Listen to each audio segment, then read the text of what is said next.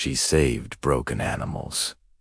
He wondered who saved her. Every evening, as the city's golden hour bled into twilight, she would appear, a small figure, almost a silhouette against the setting sun, with a large, worn-out bag slung over her shoulder. From my apartment window, I watched her. She moved with a quiet purpose, her steps light as she navigated the back alleys and forgotten corners of our neighborhood. Her mission was simple, yet profound. She was feeding the strays, the forgotten ones.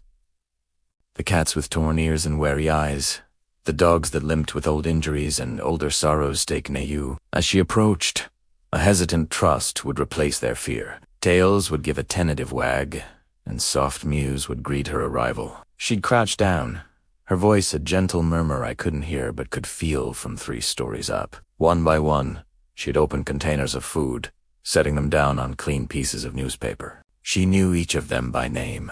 There was Patches, a caleco with a perpetual scowl that softened only for her, and Buster, a scruffy terrier mix who had lost a leg but not his spirit. She'd give him an extra gentle pat every time. I was a writer, a person who supposedly understood the human condition, yet I was captivated by this simple, daily act of grace. My own world was one of deadlines, rejections, and the constant, nagging pressure to create something meaningful. And here she was, creating meaning every single day, not on a paya, but on the payament. Who was she? I'd see her during the day sometimes, a flash of her in the local market or hurrying down the street, always looking a little tired, a little lost in her own world. She worked at the old bookstore on the corner, a place that smelled of aging paper and quiet dreams. She seemed as much a part of that world as the dusty first editions a classic story bound in a simple cover. One evening, a fierce thunderstorm rolled in, turning the streets into rushing rivers. I looked out my window, assuming she wouldn't come. It was too dangerous. But then, there she was, drenched, her thin jacket plastered to her skin, an old umbrella fighting a losing battle against the wind. Still, she moved from one sheltered spot to another, leaving food for the animals who had taken cover from the downpour. That was the moment I knew I had to do something. The next day, I went to the bookstore. She was behind the counter, looking even smaller and more fragile among the towering shelves. When she looked up, her eyes were the color of a stormy sea, deep and full of a quiet sadness that took my breath away. I fumbled for words, finally just buying a random book of poetry. "I see you," I blurted out, my face flushing. In the evenings, with the animals. A flicker of panic crossed her face, then softened into a shy smile. "Oh," she said, her voice as soft as I'd imagined. "They get hungry." "It's an amazing thing you do," I said. "Truly." She just shrugged, as if it were nothing, as if her compassion wasn't a beacon in the urban grayness. "Someone has to," she replied. We started talking. Hesitantly at first, then with more ease. Her name was Alera. I learned that the bookstore was barely making ends meet, and that most of her small salary went toward buying pet food. She patched up their wounds with supplies she bought herself. Her small apartment a temporary infirmary for the most desperate cases. She told me about her first rescue, a tiny kitten she found abandoned in a box when she was just a child. Saving it had ignited something within her, a fierce need to protect the vulnerable. It was a need that seemed to overshadow her own. She rarely spoke about herself, always turning the conversation back to the animals. She was their guardian, their champion. But I started to see the cost, the dark circles under her eyes, the worn-out shoes, the way she'd sometimes skip meals to make sure she had enough food for the strays. She was pouring everything she had into them, leaving nothing for herself. She saved these broken animals. But who was there to save her? Who was there to notice when she was the one who was hurting? I started helping.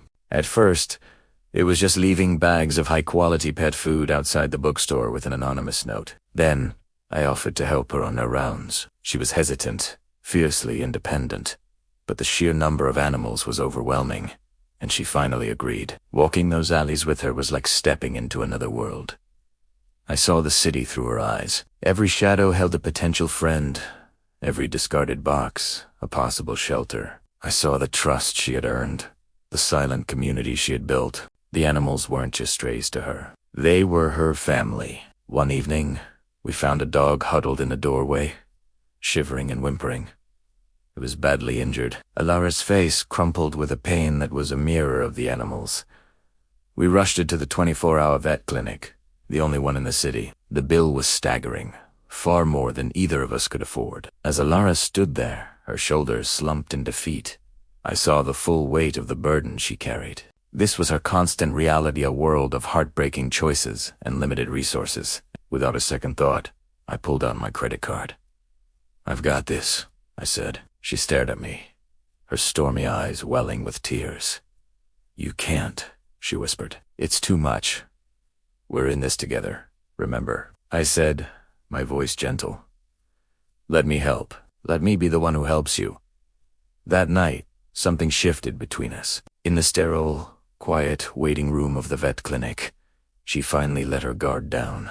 She told me about the loneliness, the feeling of being invisible, the constant worry that she wasn't doing enough. She had built a wall around her heart to protect herself from the pain, and in doing so, had also locked herself away. The dog, who we named Hope, survived, and with his recovery, something in Alara began to heal too. She started to let me in, not just into her nightly rounds, but into her life. I learned that she loved old movies, that she dreamed of traveling to see the ocean, and that she wrote beautiful, secret poems on scraps of paper. I realized that I hadn't just fallen in love with the girl who fed the strays. I had fallen in love with Ilara, the poet, the dreamer, the fierce and fragile soul who taught me that the greatest meaning in life comes from caring for others. I started writing again, but this time it wasn't a struggle. The words flowed.